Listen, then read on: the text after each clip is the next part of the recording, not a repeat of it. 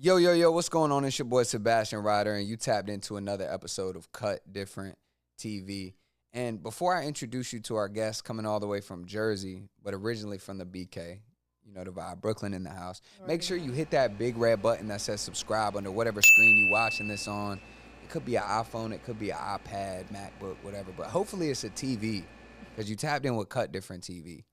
Ming Lee, what up? Yo, what's up? What's up? What's up? What it do? What it do? What it do? Man, cooling, just vibing. I mean, I appreciate you coming to join us. Appreciate you having me, bro. The place is comfortable. Like everybody's been nice, welcoming and shit. Fuck with it. Fuck with the energy. Absolutely. I appreciate that. And you coming from Jersey, but originally from Brooklyn. Of course, Big BK always gotta represent. Tell me about that. Everybody has their different perspectives, growing up in New York, like obviously being around music, being around culture. What was that like for you? So basically, like I said, I'm from Brooklyn, represent all day, every day. For one thing, music to me has always been something that's been around me for like since I was young. Like family and stuff. We all sing, we all play guitars, we all play piano. Like I have a very musical family. So like it's not that I like got inspired by anyone or really it's just like I adapted to that. Like it was around. I'm a very musical person. I got a very musical family, so it's like make a very musical team and shit. And growing up with that, it just I don't know, like people always loved me for singing. That's like I don't know how to describe it, but people always loved me for singing. Like I was always in Broadway Junior. I was always in singing choir. Was like a singing teacher and everything. Like I feel like singing and doing music in general to me was just basically my way of just expressing myself, expressing my emotions, whether I'm happy, sad, disappointed in myself, upset with anybody. It was just a figure of speech for me to try to get my way, just get everything out, basically. Word. And so started off as a way to kind of express yourself. Oh, yeah. Kind of like journal entries, like diary. I guess girls say diary, right? Where that's crazy. I used to like write on a diary before and shit like that, but then I realized that was on some bitch shit. I'm not gonna go hold you. Then I started like writing songs, like actually just like writing music. Like if I was upset, like I remember like if I had a heartbreak because oh my god, them boys be breaking my heart. But every time I had a heartbreak and everything, I would just sit in my room by myself, play a little beat or like some shit from YouTube or whatever. Just let it play over and over and over and over again. I try to think of something. I try to like think on top of my head, try to find a little melody, and then I just run with it and I just keep writing. I keep writing until like 3, 4 in the morning happens. I don't ever sleep when it comes to music. I can't see myself doing it. And so from a standpoint of like, you mentioned kind of that process where you get that idea, you get that thought, and then you find a beat you love, you loop it, you let it play, and it could go late into the night. So is that like a day in the life for you, or do you have like spurts where it's like, okay, I got this going on, and maybe for like a week or two, it's like every night you just going crazy? I got other shit that I like do. Like I'm also like a Fashion Nova model. Shout out to Fashion Nova. Y'all be paying your girl some good little money, big bag, big bag, big bag. But I don't only just do modeling. Like I also do like podcasts. I also like be in the studio from time to time, not just working on my songs, but also like trying to like get my family out, trying to help them out and shit like that. Sorry about that. Now you good. That's crazy. But you want me to restart it? You could just. All right. What did I say? Damn, I'll ask you again. That was fucked up. My bad. Now you're good, bro. Cause Okay, bet. Shit. So you get an idea. You know what I'm saying? Creatively, you go through and you're starting to, sometimes. Damn. What did she say? Fuck. Nah, I was so immersed in what you were saying. You were talking about we were diving into the process of, you get inspired. Okay, bet. So you get the idea, right? And then throughout the day, you have something going on specifically, and then you hear that beat that you really rock with. I just need a motivation start, like, to be honest. Like, anybody can piss me off. Anyone can make my day. Anyone can make me happy. Someone just has to do or say something, or something just has to occur in my space or area for me to be inspired and be like, oh, shit, I'm going to make a song about that. Because, like, everything that you do, everybody that you're around and shit like that, it's all musical. You just gotta be more open minded with how you just look at the world. how you look at everybody and shit. Mm. So musical family growing up, that sounds like it was just a path that you were destined to go on. Hell yeah. What made you choose Ming Lee, like the Ming Dynasty, or like what kind of vibe, like, you know? Okay, so Ming is technically like my real name still because it is my first name. I do have another name. I would not be telling y'all that because it's too fucking federal. But feel me, Ming, like my family always called me that. I'm Chinese, and as you can see with the eyes, I got tiny ass eyes and shit.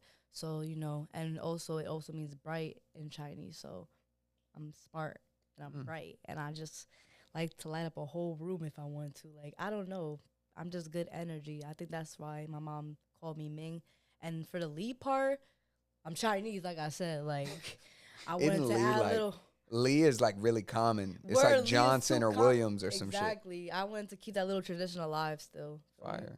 That's tough. Thank you. That's super tough. And then from a standpoint of, you know, pushing now and promoting your music and getting your sound out there. I mean, we heard so many different bags just today. You showing us different sounds. Thank you. The song All About You that you're pushing at the moment at the time of recording. Right. Like, tell me a little bit about that. Like, what made you want to lean into that sound, the R&B side? All right. So long story short, I'm not even gonna go too deep, but I before I even lived in Jersey, I was like in and out, like in and out, in and out of different places of like Miami, LA, Brooklyn, Harlem, like wherever and shit. And even though like at the time it was cool because you're out and about, like I felt free at the time, I still didn't have no one to really help me, no one to guide me, no one to really like put me in the right direction.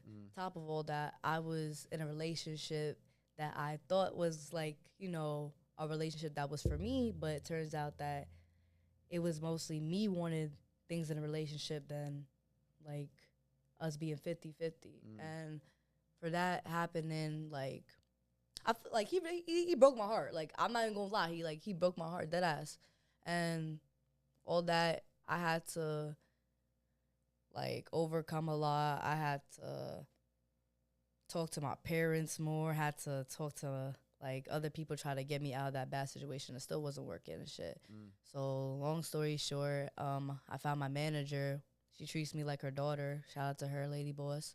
Feel me? She took me out of a bad situation because she saw that I wasn't really as happy. Like that, like the relationship I was in, like I felt like I was happy, but I really wasn't truly happy. Like I wanted to be happy. Like I wanted to stay with that person, but I just know it wasn't for me. And me thinking about all the things that we had, that we could have had and shit, it broke me so hard. Like I'm not gonna lie, it did break me. It made me wanting to write everything I wanted, like everything I felt about this man, everything that I wanted to tell him that I really couldn't tell him. I just wanted to write it down and shit. And then when I wrote everything how I felt down, I tried to like find a beat to it, try to like tingle along with it, try to find a nice melody, show my manager, show my family, everyone fucked with it and shit like that.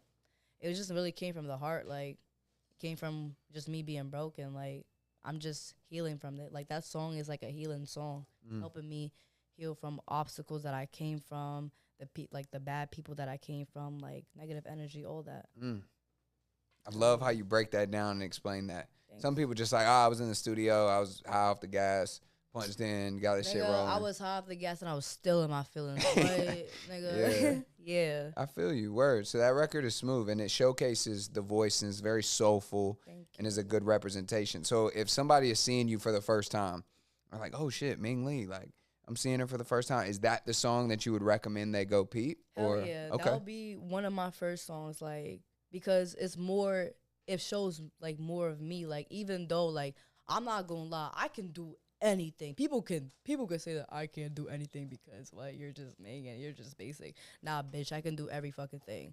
I just choose to do singing because it's like, for me, it just speaks more volumes. It gives people hope. Like I like to give people hope that they can try to be somebody one day. Me singing to someone, me singing to a 5-year-old little girl can save her life. Me singing to someone that's trying to commit suicide right now, today or tomorrow, it can save their ass just by them listening to my song, playing it over and over again. I just came here to just do God's work, just to help people. Money is nothing to me. singing is everything to me because I'm showing my talent. I'm showing it for everyone so they can all come together and just show them like what we all love, like which is really music. Mm. That's amazing. And I mean, that's unique. You said that you're doing God's work. That's fire. And ultimately, at the end of the day, you got to have messengers. You feel me? You got to spread the word some way.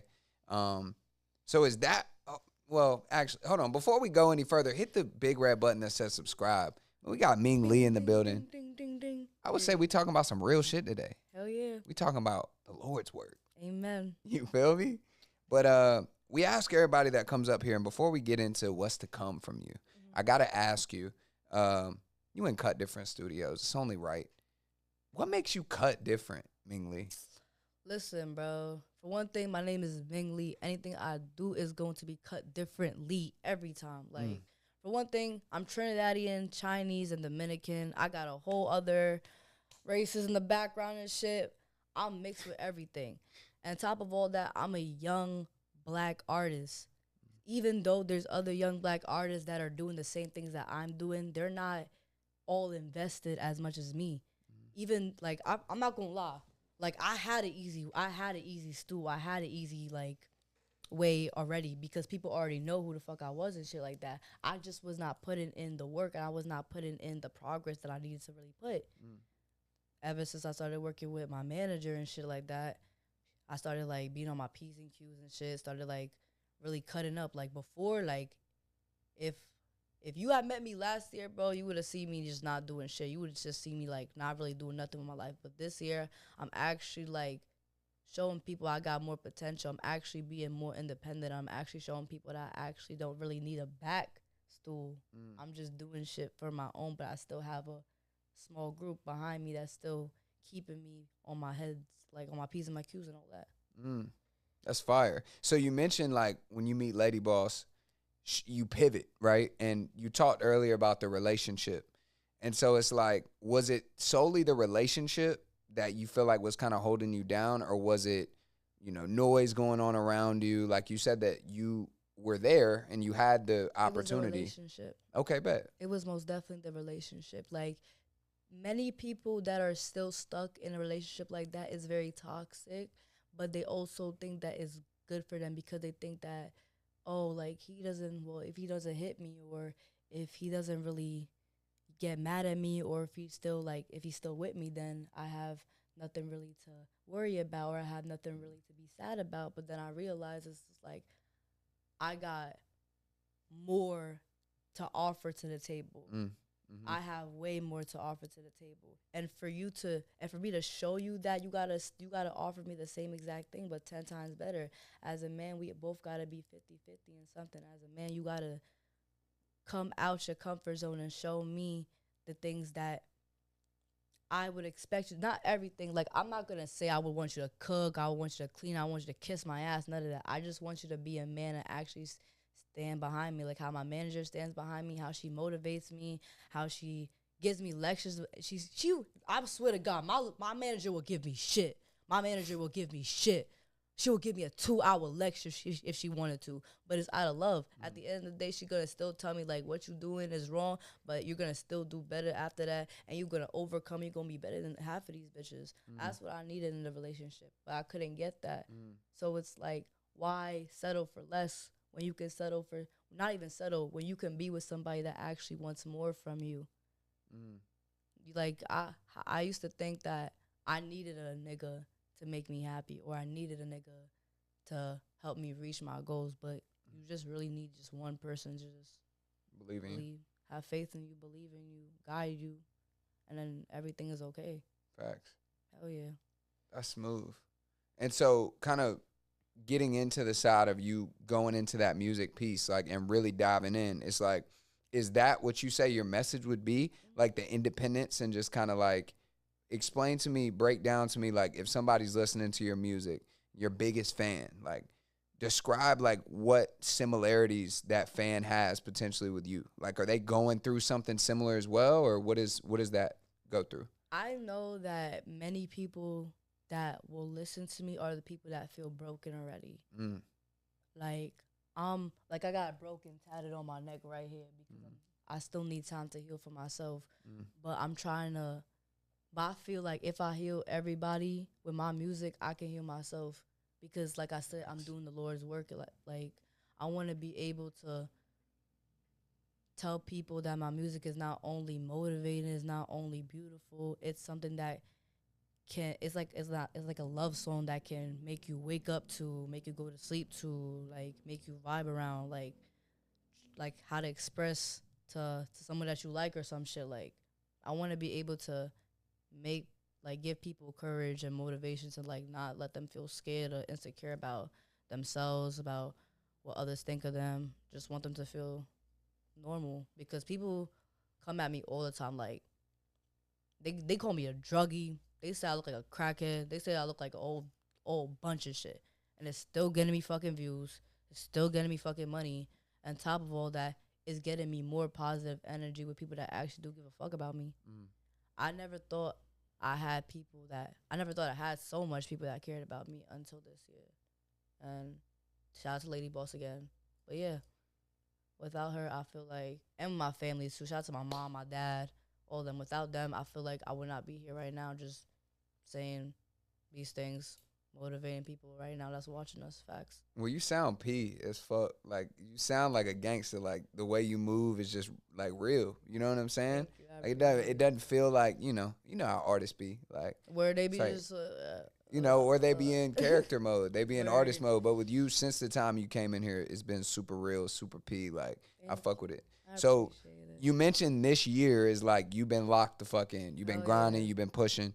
What's to come? Like what's 2025 look like? What's the next To near be future? honest, I really do not know, but anything could happen, Mm. and I'm like 100% prepared. To be honest, like I could have BET coming to give me an invitation they wanted to and shit. I'll Mm. be prepared for that because I feel like God and my parents, my manager, the bad people, the good people around me, they all already set me up Mm. to help me like know what's gonna happen in the future. They basically already planned it from the jump. I don't know how to explain it, but it's like everything was already played out from the beginning, Mm. and it's just gonna keep going, gonna keep going, gonna keep getting better. I can't really do anything about it. I'm just patient. That's what I'm just trying to be. I'm trying to be patient. I'm trying to be calm because I feel like if I'm just settled, if I'm more humble about it, and if I'm just following what the fuck my manager be telling me, shit, it's gonna be things will get better. Hell yeah. I really believe that things will get better. I don't pray every day, but I speak to God from time to time, and He tells me in my head like I'm going to be somebody, and I believe that. Anyone could tell me that I'm not gonna be anyone.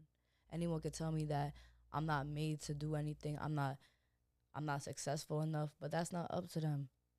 They didn't create me. They didn't put these emotions in my head. And top of all that, they didn't make me feel how I feel right now. They didn't give me the talent that I have right now and shit like that. God did that. So Mm. why the fuck do I gotta please everyone when I'm only pleasing the man above?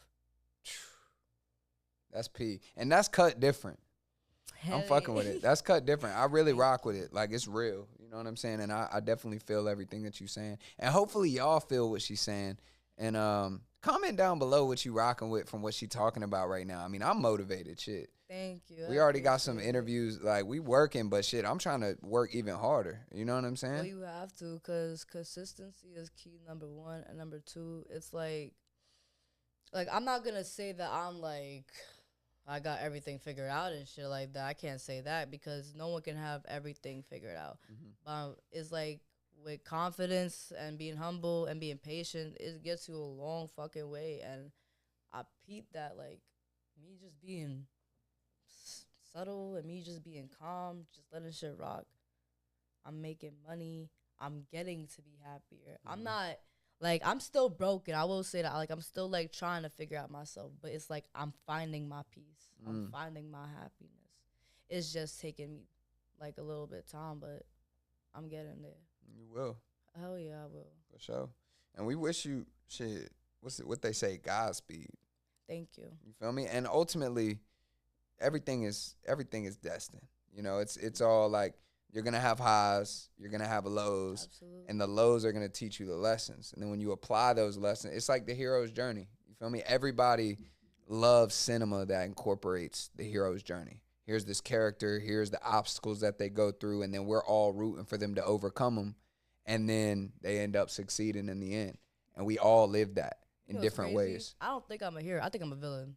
Ooh, well, the villains are more interesting anyway. They're more interesting because they have a better background. They got the plot twist, and on top of all that, it's like there's more to them than what expected. Like for example, we got Joker and Harley Quinn. It's tatted right on me. I tatted them for a reason. It's like even though them bitches is crazy as fuck and everything, they was crazy in love with each other. And on top of all that, they had dreams, they had goals, they had plans. They had like a plan set on. They had a mindset set on or something. Even though people could call my ass fucking crazy, like the amount of times I've been called crazy or crackhead or whatever, I look like Boo Boo the Fool or some shit, bro, is insane. But it's like, what the fuck can you tell me? Nigga, you ain't putting money in my pockets. You ain't praying with me. Nigga, you ain't even doing the song with me. Why the fuck do you care? Real shit. Hell yeah. Well, shit, man. I mean, I feel like we done talked about a lot of shit, and I'm motivated.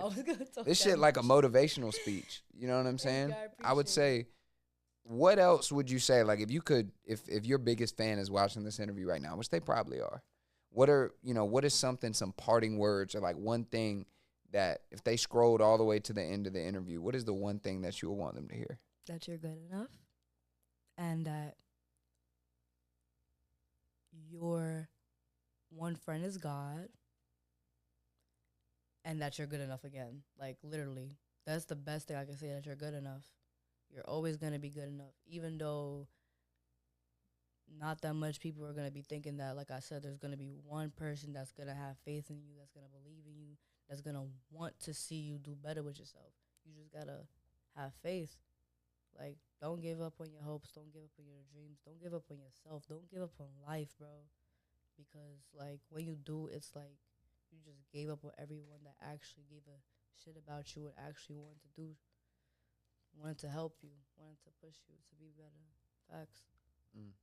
Well, shit, man. Ming, again, I appreciate you coming on the Cut Different platform. And welcome to the Cut Different family. And, shit, man, I go by the name of Sebastian Ryder, but who am I? I'm here with the one and only.